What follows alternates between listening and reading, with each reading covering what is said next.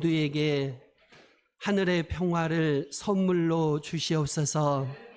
이 주일 예배하면서 주님이 주시는 평화, 하늘에서 내려오는 평화를 온전히 누리게 하옵소서. 예수님의 이름으로 기도하옵나이다. 아멘. 우리 옆에 분하고 인사하십시다. 안녕하세요. 반갑습니다. 환영합니다. 예, 반갑습니다. 우리 그리스도인은 예수님을 믿지요. 역사 속에 살아계셨던 예수님을 믿고요. 십자가에서 죽으셨던 예수님, 부활하셨던 예수님을 우리는 믿습니다. 지금도 살아계신 예수님을 믿습니다. 지금도 우리 안에 임재하시고 계시는 그 예수님을 우리는 믿습니다. 그래서 우리는요, 계속 살피며 시험해 봐야 하는데요. 내가 믿음으로 그리스도의 임재하심을 체험하고 있는가, 그리스도 안에 살고 있는가 늘 이렇게 살펴보셔야 합니다. 여러분, 우리에게는요, 최고로 행복한 인생이 약속되어 있습니다. 최고로 행복한 인생이 우리에게 약속되어 있어요.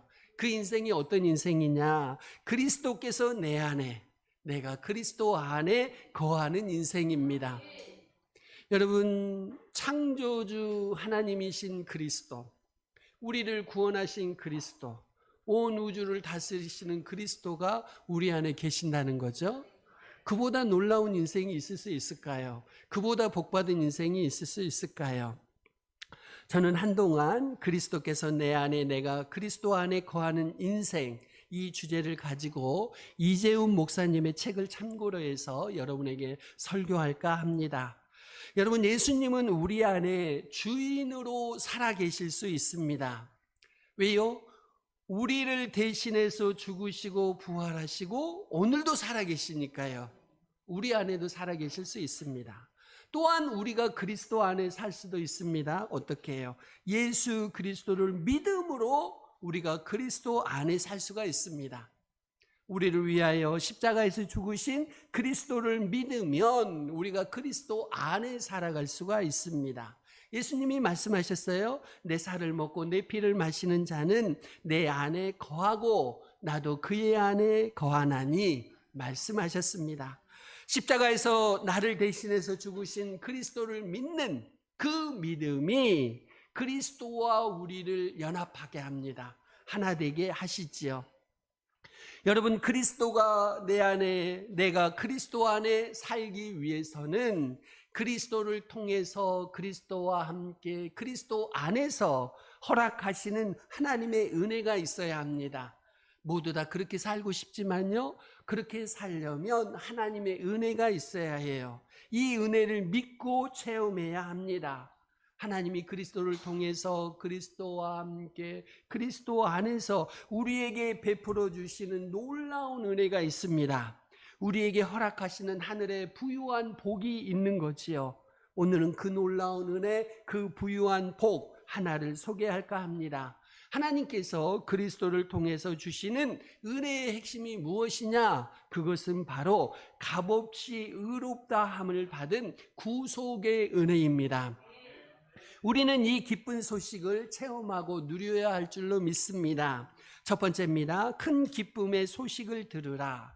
여러분, 모든 죄인은요, 예수 그리스도를 믿음으로 값없이 의롭다 하심을 받습니다. 구속을 받습니다. 이것이 큰 기쁨의 소식이에요. 죄를 많이 지었든지 조금 지었든지, 드러난 죄를 지었든지 숨겨진 죄를 지었든지, 모든 죄인은 예수 그리스도를 믿음으로 값없이 의롭다 하심을 받습니다. 그것이 바로 구속이라고 하지요. 이것이 큰 기쁨의 소식입니다. 그런데 여러분, 이 소식이 큰 기쁨의 소식임에도 불구하고 그렇게 들리지 않는 사람들이 있어요.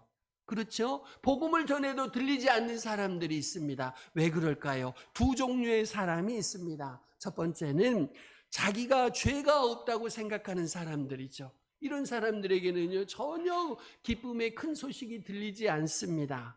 나는 의롭게 될 필요가 없다, 나는 죄인이 아니다, 나는 죄가 없다 생각하는 사람들, 이 사람들은요, 큰 기쁨의 소식이 절대로 들리지 않아요. 때로는 교양 있게, 때로는 문화적으로 깨끗하게 살아가는 사람들, 나는 죄인이라는 말이 자기에게는 해당되지 않는 거죠. 그러니 큰 기쁨의 소식이 들릴 리가 없는 거죠. 둘째, 자신이 죄인이라는 것은 어느 정도 인정해요. 그런데 그 죄가 얼마나 심각한지, 그 죄가 얼마나 무서운지 절실히 깨닫지 못하는 사람도 큰 기쁨의 소식이 들리지 않습니다. 이런 분들은 교회 안에도 많지요. 이런 분들은 예배에도 참석합니다. 교회 생활도 합니다. 그런데 값없이 의롭게 된다는 것을 어떻게 생각하느냐? 지금 현재의 내 모습보다는 조금 더 나은 사람이 되는 정도, 종교적인 액세서리로 보는 겁니다. 교회에 와서 신앙생활하면 조금 더 내가 나아지겠지, 그런 기대로 오는 거죠.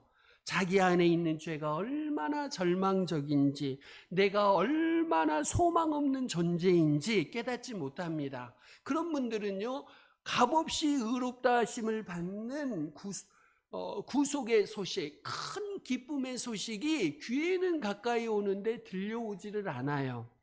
여러분, 신앙 안에 있는 분들은 절대로 자기 자신에 대해서 실망하는 정도로 끝내서는 안 됩니다. 무슨 말이냐면, 여러분 자신에 대해서 실망하는 정도로 끝내서는 안 돼요. 완전히 절망하셔야 돼. 누구에 대해서요? 내 자신에 대해서. 여러분 자신에 대해서 완전히 절망하셔야 돼요. 내가 이것밖에 안 되나? 이런 자세로는 진정한 신앙을 할 수가 없어요. 예수님이 말씀하셨죠. 심령이 가난한 자는 복이 있나니 천국이 그들의 것이며, 여기서 가난은요, 영적인 파산입니다. 완전한 파산이에요. 완전한 부도예요. 다시 일어설 수가 없다니까요. 다시 재기할 수 없어요. 그런 존재가 내 자신이라는 거지요.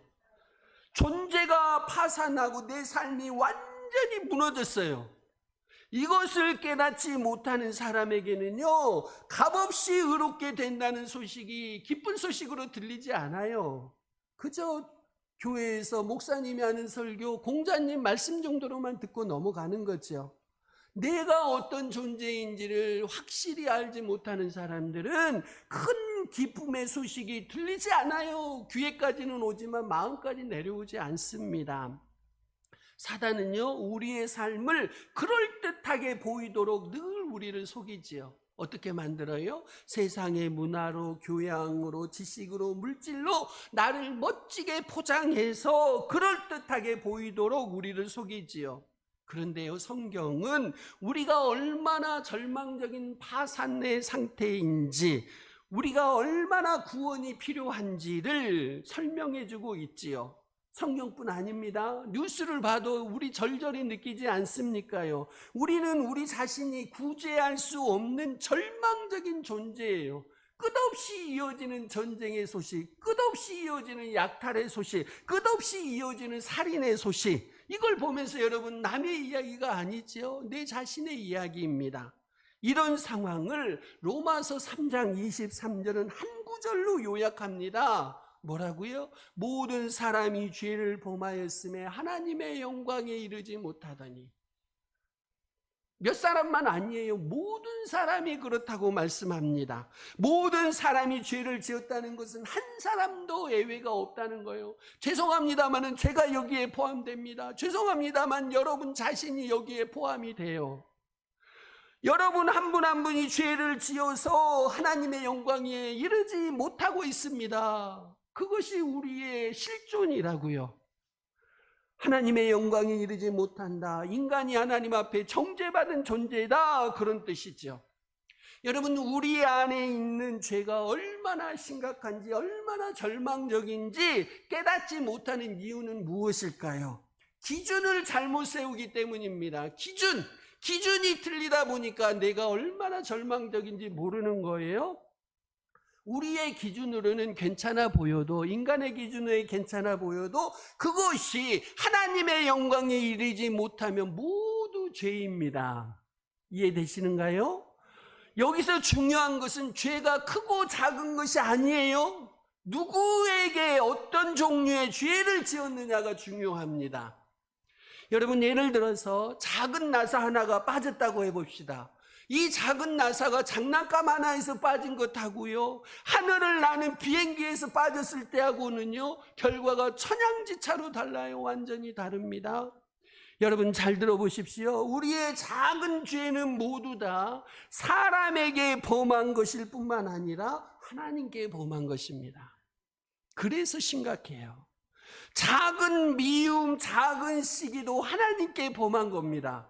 그래서 심각하고 그래서 절망적인 거지요. 하나님이 우리 인간을 당신의 영광스러운 상태를 누릴 수 있도록 창조하셨거든요. 그런데 인간이 범죄하면서 하나님과의 관계를 깨뜨렸습니다. 인간의 죄가 영원한 하나님과의 관계를 깨뜨려 버린 거예요. 그 결과 영원한 정죄가 우리에게 내려졌지요. 따라서 인간 편에서는, 우리 편에서는 아무리 멋지게 보여도 하나님의 영광에 이르지 못하는 것, 하나님의 영광스러움을 잃어버리는 것은 모두 죄입니다. 죄의 기준을 여러분이 바꾸셔야 돼요. 하나님의 기준에 이르지 못하면 죄입니다. 사람의 기준이 아니에요. 애초에 우리 안에 허락된 하나님과의 교제, 하나님 안에서의 삶, 영원한 생명은 영광스러운 것이었습니다. 이것은 하나님의 영광을 우리에게 나눠주신 것이었고요. 그러나 우리 모두는 죄로 말미암아 하나님의 영광을 잃어버렸어요. 이것이 우리의 실존이고 우리가 구원받아야 할 근본적인 이유입니다.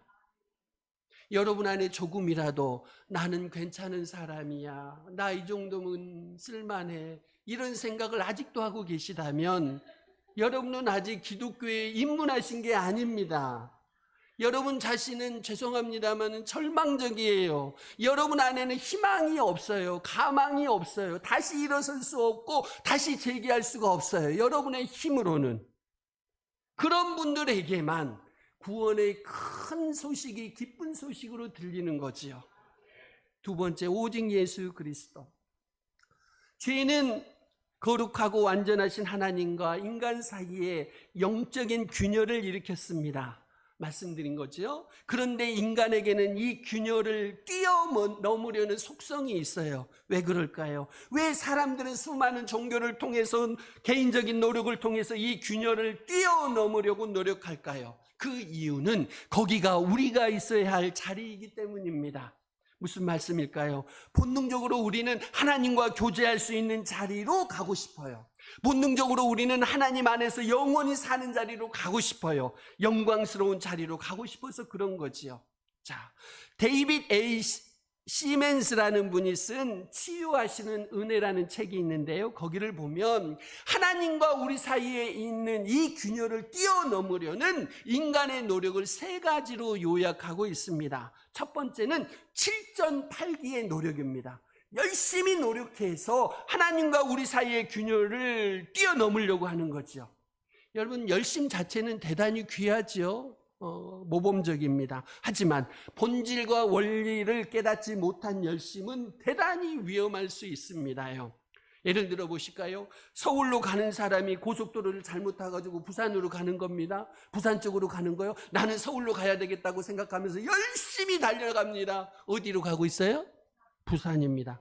그런 사람은 열심히 가면 갈수록 목적지에서 멀어지는 거죠. 방향을 잘못 잡으면, 원리를 모르면, 본질을 모르면 이런 오류를 범할 수 있습니다. 여러분, 모든 사람이 죄를 지었으므로 하나님의 영광에 이르지 못해요. 이것은 무슨 뜻인가요? 우리가 아무리 노력해도 인간의 능력이 모자라서 그 영광에 미치지 못한다는 거예요.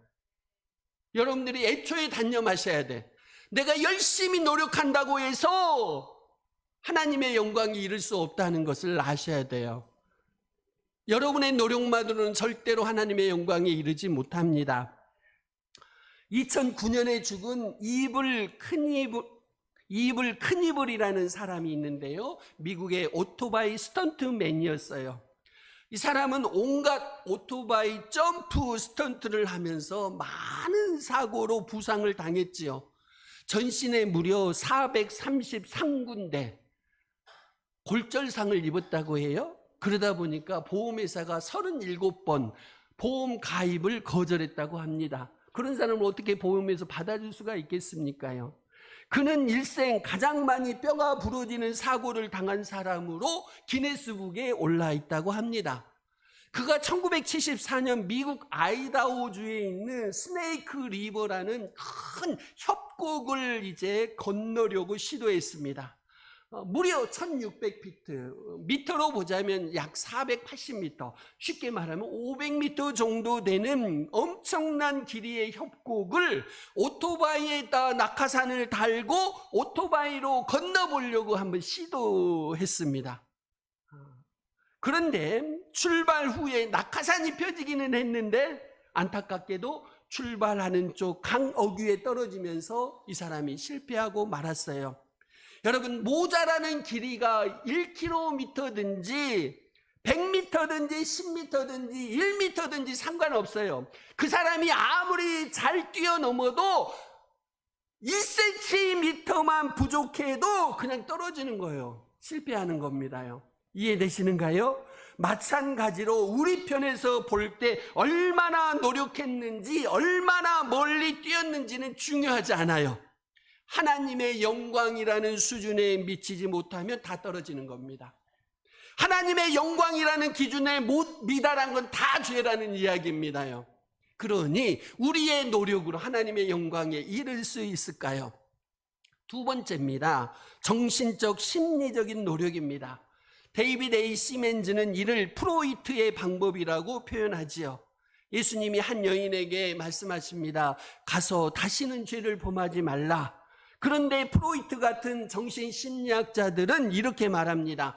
가서 어떤 죄에 대해서도 마음 아파하지 말아라. 어떤 죄에도 마음 아파하지 말고 그냥 넘겨라. 이 둘의 차이가 무엇인지 보이십니까요? 정신심리학자들은 죄와 죄책감을 외부의 어떤 조건이나 기준들에 의해서 스스로 느끼는 것으로 보고 있는 겁니다. 스스로 느끼는 것이니까요. 그 느낌만 없애버리면 된다는 거지요. 그래서 그런 기준들을 상대적으로 다 바꿔버리라고 말합니다.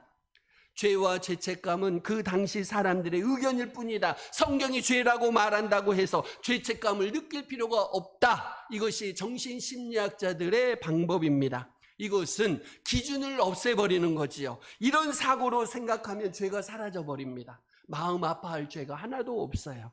기준이 없으니 죄 또한 존재하지 않지요. 그래서 모든 사람이 죄를 범했다고 하는 성경의 말씀이 그 사람들에게는 전혀 들리지 않습니다. 세 번째입니다. 바리새인, 곧 교회 안에 율법적인 그리스도인들이 사용하는 방법입니다. 이 사람들은요, 죄를 인정합니다. 하나님의 영광에 이르지 못한다는 것도 인정합니다. 그런데 이 균열을 어떤 종교적인 율법을 통해서 다리를 세워서 스스로 건너보려고 노력하지요. 하나님의 모든 명령들을 자재로 삼아서 다리 공사를 하는 겁니다. 하나하나 쌓아가면서 그 간격을 뛰어넘으려고 노력하는 거지요. 대표적인 사람들이 예수님 당시의 바리새인들이었습니다. 그리고 이런 성향은 오늘 우리 안에도 있습니다. 열심히 봉사해서 무언가를 지켜나가면서 그런 종교적인 열심을 통해서 하나님과 우리 사이의 간격, 그 균열을 넘어보려고 시도하는 거죠. 물론 우리가 하나님의 말씀, 하나님의 명령을 신앙의 고백으로 지키는 건 지극히 당연합니다. 하지만 여러분이 하나님의 명령을 지킨다고 해서, 여러분이 하나님의 계명에 따른다고 해서 여러분이 하나님과의 간격을 스스로 메울 수 있는 것은 절대로 아닙니다. 여러분의 종교적인 행동으로 하나님과 우리 사이의 균열을 메울 수는 없는 거지요. 바리새인들은 그런 오류를 범했고 오늘날 많은 성도들도 그러고 있습니다. 여러분, 이런 열심들이 계속 증가하는데 오히려 간격이 더 벌어져요. 왜 그럴까요? 오늘 본문 19절, 20절은 이렇게 설명을 해줍니다. 우리 20절 말씀만 보겠습니다. 같이 한번 읽어보려고 합니다. 왜 율법을 지키려고 하면 할수록 우리는 하나님으로부터 더 멀어질까요? 우리 같이 한번 읽습니다. 시작. 그러므로 율법의 행위로 그의 앞에 의롭다 하심을 얻을 육체가 없나니 율법으로는 죄를 깨달으니라. 여러분, 우리의 행위로는 하나님 앞에 의롭다 하심을 얻을 육체가 있어요, 없어요? 없습니다. 애초에 건널 수 없다고요. 육체의 행위로는. 율법을 지킨다고 해서 그 공간을 메울 수가 없다고요. 넘을 수가 없어요. 율법을 주신 이유는 죄를 깨닫도록 하기 위해서 주신 것이지, 율법을 지켜서 구원받으라고, 구속받으라고 주신 것이 아니라는 것이 로마서 3장 20절의 말씀입니다. 그리고서는 로마서 3장 21절 22절은 이렇게 구원의 큰 소식을 소개합니다. 우리 21절 2절 같이 읽습니다. 시작. 이제는 율법 외에 하나님의 한 의가 나타났으니 율법과 선지자들에게 증거를 받은 것이라. 곧 예수 그리스도를 믿음으로 말미암아 모든 믿는 자에게 미치는 하나님의 의인이 차별이 없느니라. 율법 외에 하나님의 한 의가 나타났습니다. 율법 외에 나타난 하나님의 한 의가 있어요. 이것은 이미 율법과 선지자들을 통해서 말씀하셨고요. 예를 들어서 노아를 통해서, 아브라함을 통해서 말씀하셨지요. 자, 율법 외에, 이 말은 율법이 더 이상 적용되지 않는다는 뜻은 아니고요. 그 율법의 성취를 우리의 것으로 간주해 주시는 다른 어떤 일이 율법 밖에서, 율법 외에서 생겼다는 것입니다요. 그것이 무엇일까요? 예수 그리스도의 십자가로 인해서 우리를 의롭다 하시는 하나님의 의가 우리에게 주어졌다는 말씀입니다. 이것을 믿고 받아들이는 자들에게 오직 은혜로, 오직 믿음으로 하나님의 의롭다 하시는 은혜의 역사가 일어나는 것입니다요. 세 번째입니다. 믿음으로 의롭게 되는 은혜입니다. 중세시대에 이것을 발견한 사람이 마틴 루터였습니다. 그는 죄인들을 향한 하나님의 의로운 심판을 놓고 깊이 고민했고요. 복음 기쁜 소식에 대해서도 깊이 고민했습니다. 그 고민 속에 오직 의인은 믿음으로 말미암아 살리라, 이 말씀이 깨달아졌고요. 여러분, 의인은 무엇일까요? 여기서 의인은 무엇일까요? 예수 그리스도가 우리를 대신해서 죽으심으로 하나님이 모든 진노를 그리스도 안에서 해결하시고 우리를 값없이 의롭다 하시는 것이었습니다. 여러분, 그리스도를 통해서 죄를 처벌하는 것만이 의가 아니에요. 예수님이 십자가에 달려 돌아가실 때 거듭 말씀드리지만 우리를 대신해서 형벌을 받으셨다고 말씀을 드렸습니다. 그리스도를 통해서 죄를 처벌하는 것만이 의가 아니고 우리 모두를 그리스도의 죽음에 근거해서 값없이 의롭다 하시는 것이 하나님의 의예요. 우리는 이것을 한 단어로 칭의라고 부르지요. 십자가에서 죄를 처벌하실 뿐만 아니라 그것을 근거로 해서 우리를 의롭다 하시는 것입니다. 이것이 하나님의 의입니다. 로마서 3장 23절 모든 사람이 죄를 범하였으며 하나님의 영광에 이르지 못하더니 라는 그 정죄가 이제 우리를 값없이 의롭다 하시는 칭의로 변화되는 겁니다. 칭의가 24절에 나와 있습니다. 같이 읽습니다. 시작. 그리스도 예수 안에 있는 성령으로 말미암아 하나님의 은혜로 값없이 의롭다 하심을 얻은 자 되었느니라. 아멘. 성령은 구속하고 같은 뜻입니다. 값없이 의롭다고 인정을 받았다는 것은 그럴 만한 가치가 없다는 것도 아니고요, 아무 대가도 지불하지 않았다는 것도 아닙니다. 여러분, 우리의 가치와 우리 구원의 대가는 예수 그리스도의 죽음입니다. 이해되시는가요? 우리가 그만큼 소중한 겁니다. 우리의 가치는요, 예수님의 죽음만큼의 가치가 있는 겁니다. 예수님이 우리를 구원하시기 위해서 지불한 대가는 그분의 생명이었어요. 그러니 우리가 얼마나 소중하고 가치 있는 존재들이겠습니까? 그것을 가리켜서 그리스도 예수 안에 있는 속량 구속으로 인해, 구속으로 말미암아라고 말씀합니다. 구속이라는 단어는 얼마 전에 주일 예배 시간에 제가 언급해 드렸습니다. 구속하니까요, 유치장에 구속되는 거 생각되시지요? 몸이 유치장에 붙잡히는 그런 구속이 아니고요, 오히려 자유하게 되는 것을 가리킵니다. 그래서 보석에 가깝습니다. 몸값을 치르고 풀림을 받는 보석에 가까운 개념이라고 보시면 좋겠습니다. 여러분, 그리스도 안에 있는 구속은 완전한 값을 지불하고 자유하게 되는 것입니다. 예수님이 십자가에서 값을 지불할 때 할부로 하지 않으신 것에 감사합니다. 외상으로 남겨두지 않은 것에 감사합니다. 할부도 아니고 외상도 아니셔. 빚을 갚는데 완전히 완불해 버리셨어. 그래서 우리가 자유하게 되는 겁니다요. 우리 같으면 조금 남겨주고 갚았을 거예요. 다음에 갚으려고. 안 갚으려고. 그런데요, 예수님은 십자가에서 우리의 죄값을 지불할 때 완전한 값을 지불하고 우리에게 자유를 주셨습니다. 값을 지불하고 다시 산다는 것입니다. 그래서 모든 짐을 다 벗어버릴 수 있었지요. 외상이 남겨있으면, 할부가 남아있으면 여러분, 우리는 아직도 자유를 못 얻을 거예요. 그렇잖아요? 아직 빚이 남아있는데. 그런데 예수님이 빚을 갚을 때 다 갚아주셨습니다요. 우리는 죄에 대한 값을 치러야 했습니다. 왜요? 하나님이 죄를 아무렇게나 눈 감아주는 분이 아니시니까요. 하나님이 죄를 그냥 눈 감아주시는 분이시라면 이 땅에 도덕적인 세계는 존재하지 않겠지요. 하나님도 그냥 봐주시는 분이시라면 하나님도 선하신 분이 아니시고요. 심판이 있다는 것은 하나님이 선하신 분이시고 의로운 분이시기 때문입니다. 하나님은 단 하나의 죄도 그냥 넘기실 수 없어요. 하나님은 단 하나의 죄도 그냥 용서해 주실 수가 없어요. 모든 죄는 벌을 받아야 하고 모든 죄는 처리되어야 합니다. 율법에 의하면 처벌 외에는 의를 이룰 수가 없어요. 율법이 말하는 의는 처벌이고 심판입니다. 그런데 율법 외에 하나님의 의가 나타났어요. 하나님의 의는 처벌과 심판으로 끝나는 의가 아니고요. 처벌과 심판으로 끝나야 될 사람이 누군가 그 값을 대신 치렀기 때문에 풀려날 수 있다는 것입니다. 그것이 하나님의 의입니다. 그것이 성경이 말하는 구속이지요.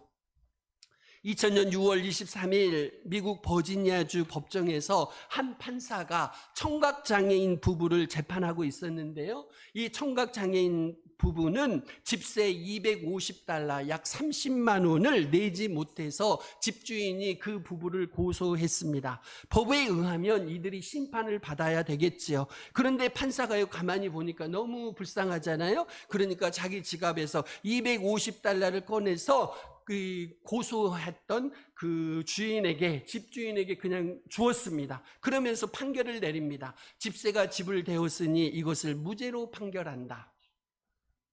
이 청각장애인 부부는요, 아무것도 한 것이 없어요. 그런데 판사가 돈을 지불해 주었으므로 그들은 무죄로 석방되었습니다.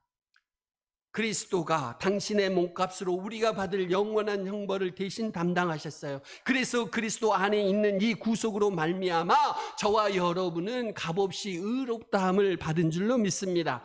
그래서 우리가 그분이 거하시는 거룩한 전이 될 수 있는 거예요. 우리 안에 죄가 남아있다면 성전이 될 수가 없지요. 그리스도가 비로소 우리 안에 거하실 수 있습니다. 임재하실 수 있습니다. 그러니 구속의 은혜가 없으면 어떻게 되겠습니까요? 거룩한 성전이 될 수가 없어요. 그리스도가 임재하실 수가 없어요. 그리스도가 그 사람 안에 거하실 수가 없어요. 구속의 은혜가 없는 사람에게는. 여러분, 그리스도는 우리 안에서 주인으로서의 권리가 있습니다. 왜요? 그분이 돈을 주고 우리를 사셨으니까. 그분의 피로 우리의 죄값을 치르고 우리를 구속하셨으니까 그분은 우리의 손님이 아니고 그분은 우리의 주인이신 줄로 믿습니다. 그리스도는 그저 우리의 손님이 아닙니다. 그냥 며칠 왔다가 떠나는 분이 아니셔요. 그분은 우리의 주인이시고 주님이시고 구속자, 구주십니다. 그분이 우리의 생명을 사셨으니까요.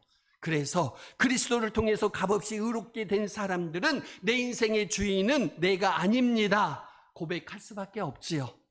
나를 값없이 의롭다 여기신 분, 나를 구속하신 분, 예수 그리스도를 바라보며 그분을 의지하며 그분과 함께 살 수밖에 없는 거지요.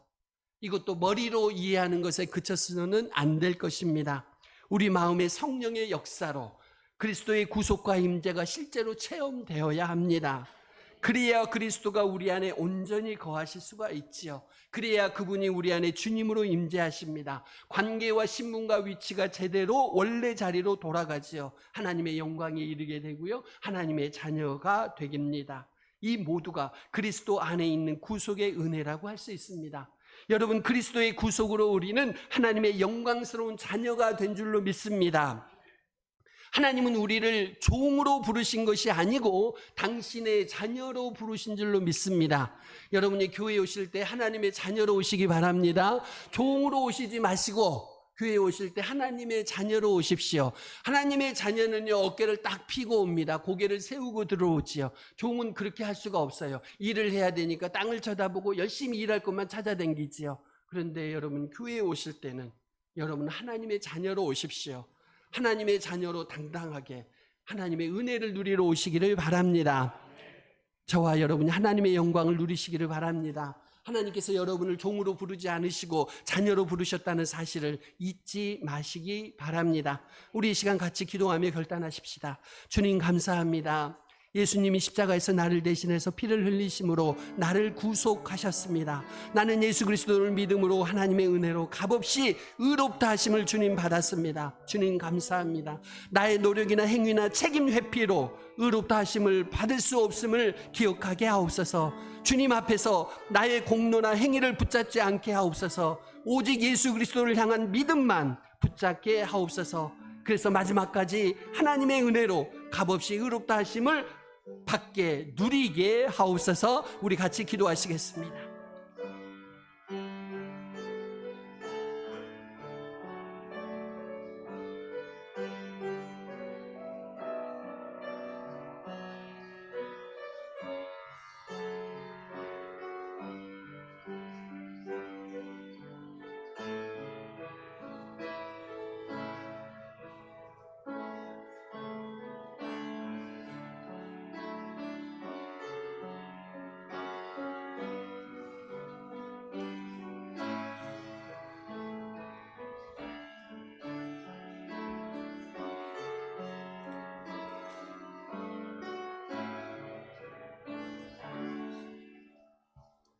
하나님 아버지, 매일은혜 교회 모든 성도들이 나의 공로나 나의 행위를 붙잡지 않게 하옵소서. 오직 예수 그리스도를 향한 믿음만 붙잡게 하옵소서. 그래서 마지막까지 하나님의 은혜로 값없이 의롭다 하심을 받고 누리게 하옵소서. 예수님의 이름으로 기도하옵나이다. 아멘. 찬송가 215장 드리겠습니다.